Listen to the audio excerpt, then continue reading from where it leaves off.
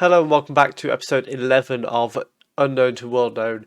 Club 9, we're back once again with Arsenal.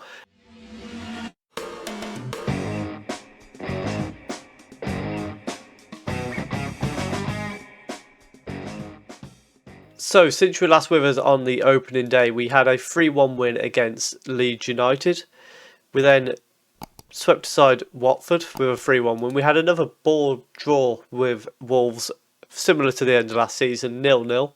We then absolutely thrashed West Ham 5-1 before going one better and thrashing Galatasaray 5-0. We then had a surprisingly tough game against West Brom. It was a late goal for them that nearly got them back in it, but we did see it out. We then put aside Colchester, not quite as comfortable as you would expect, and then comfortably beat Burnley 2-0. We then lost to Dortmund in the Champions League, but then bounced straight back with a 3-0 win against Fulham with two very late goals, sealing it for us. We're back today. We've got Manchester United. This is awkward. And Atletico Madrid in the Champions League group. That's our group as well. Dortmund, Atletico and Galatasaray. What is that? But yeah, more importantly, in fact, Dortmund are the top seeds, so I'm guessing they won the Bundesliga last year. They did. So Bayern Munich's reign is over for quite a number of years since we left. But nevertheless, as I say, Manchester United, first of all, they're down in 7th at the moment. They've had a poor start. We are top of the league, unbeaten, on 22 points. So hopefully that can continue today.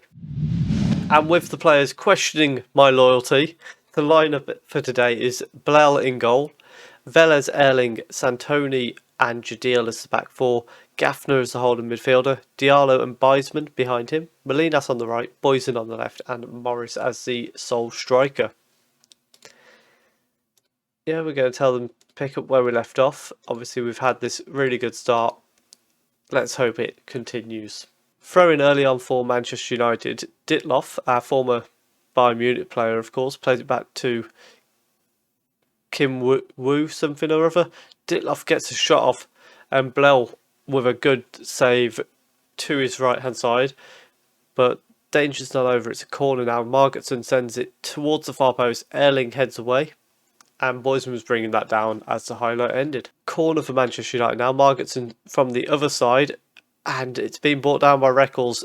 He plays it to the edge for some reason and Boysen's nicked it and broke away. Plays it to Morris, who's still got Boysen with him, goes all the way and puts it into the side net, and that was a wonderful chance. And it is now half time. It's been a bit of a quiet first half, but away from home against Manchester United, we'll take that, really. We're going to tell them we owe them after last time. I imagine that they beat us 3-0 if I remember correctly. So it's going a lot better today. Hopefully we can nick a winner like we did against Liverpool. First changes of the day. Boysen's going to come off for Woods on the left hand side, and we'll send Fran on for Gafner as well in the midfield. And a throw in deep in our half. Ditloff has it headed away by Jadil, but only as far as Pavon, who goes to Reckles, back to Ditloff in the box. Jadil does very well to deal with that and not foul him and plays it out to Woods. There's a slight chance for a counter attack. Somebody's tried to bring him down. Pavon more successfully tackles him, but it goes back to Woods, whose shot in the end goes over the bar. And our final change is going to be to bring Trubovic on as the striker.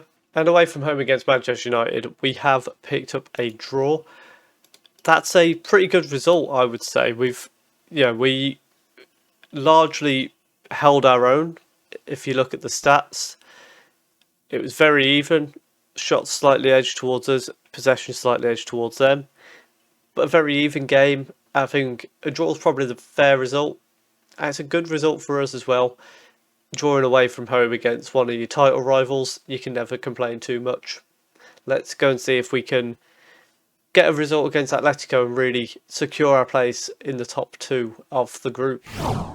And the lineup for today's game against Atletico, we have Yeber coming in at left back, Jadil moving to replace Gafner in the holding midfield. Morris goes onto the left wing so that Trubovic can go up front. Other than that, the rest of the 11 remains the same. Let's hopefully see a result out against Atletico. Very late